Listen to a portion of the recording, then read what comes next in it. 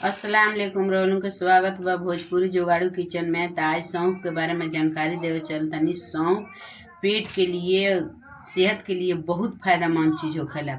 सौंफ बहुत ठंडा गर्मी के टाइम बा, सौंफ मंगा के रखे के चाहिए घर में, बहुत ही अच्छा बाटे।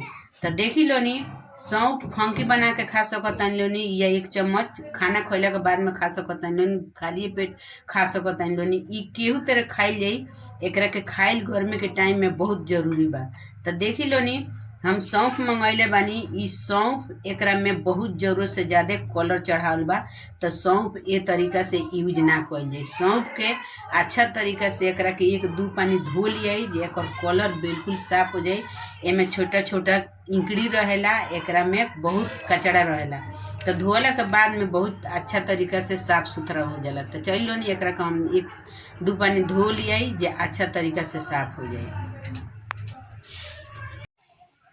तो देखी लो नी सौंफ धोए खतरा एगो तगारी ले लियाई, एगो छलनी ले लियाई, जे सौंफ धोल जाई, जे आसानी से धोआ जाई। तो चली लो नी हम सौंफ के धो के और उनके दिखाओ तनी जे एमे से कलर कितना निकलेला। एकरा के दोनों हाथ से हल्का हल्का मसल के एकरा के धो लियाई, जे एकर कलर एकदम हरा पानी हो जाला। तो एकरा के तरहथी के मदद से एकरा के धीरे धीरे मसल के अच्छा तरीका से धो लियाई, जे आसानी से धोआ भी जाई आ सौंफ अच्छा भी होखी।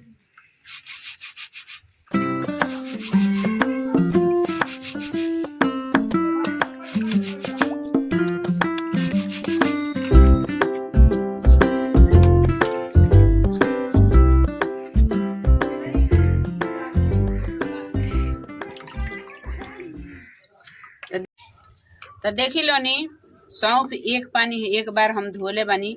तो देखी लो नी कितना पानी हरा हरा हो जाला। वही से कबो भी सौंफ मंगावल जाई तो एकरा के 1 से 2 पानी धो लियाई, जे सौंफ अच्छा हो जाई आ एकर कलर निकल जाई। तो चल लो नी हम रोगन के 1-2 पानी धो के रोगन के दिखाओ तनी।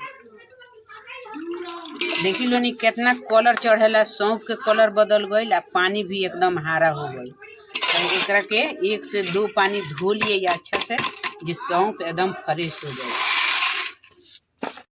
तो देखी लोग हम सौंफ 3 बार धो के एकदम कंप्लीट कर चुकल बानी। तो देख सकत हैं कलर कितना चेंजिंग हो गईल बा। कलर से बहुत हरा हरा लौकत रहल।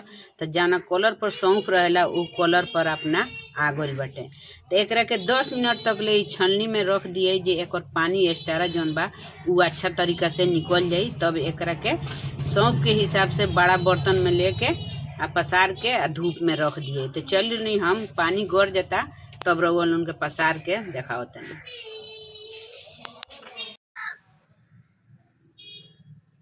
तो देखी लो छलनी में हम रखले रहनी सौंफ के। तो अच्छा तरीके से पानी निकल चुकल बा। अब एकरा के परात में रख लिया या रख के धूप में रख लिए। तो देखी लो नी कभी भी सौंफ मंगाएम लोनी आ धोए के हुई तो धूप देख के धोएम लोनी, जे एक धूप में अच्छा तरीके से सूख जाए। अगर धूप ना हो कि सौंफ धो दिया तो सौंफ खराब हो जाए। तो चल लो नहीं अब एकरा के परात में रख के आ धूप में रख दिया, जे अच्छा तरीके से सूख भी जाए। तो एकरा के बार बार चला के आ सुखावे लोनी, जे अच्छा तरीके से सूख के तैयार होगी। तो चल लो नहीं हम एकरा के सूखला के बाद में रउआ लोगन के देखाएं। तो देखी लो नी बहुत तेज धूप रहला। तो एक के दिन में सौंफ एकदम सूख के अच्छा से कंप्लीट हो चुकल बा। देख लो नी एकदम कुरकुरी हो गईल बाटे, एकदम अच्छा तरीका से सूख गईल बा।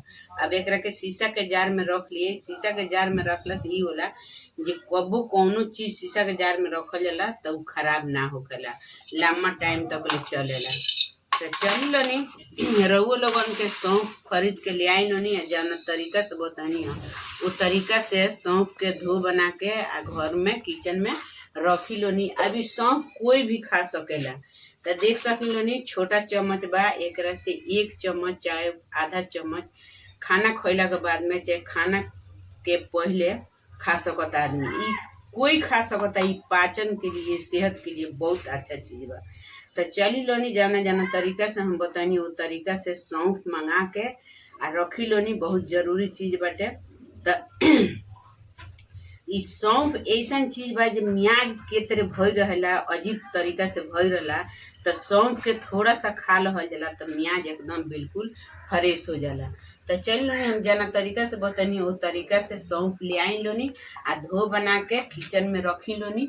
हमार वीडियो अच्छा लागल हो तो वीडियो के लाइक करके चैनल के सब्सक्राइब करेम लोनी। नए नए तरीका सीखे कोई तो कमेंट करेम लोनी। अगला वीडियो मिलेम। अल्लाह हाफिज।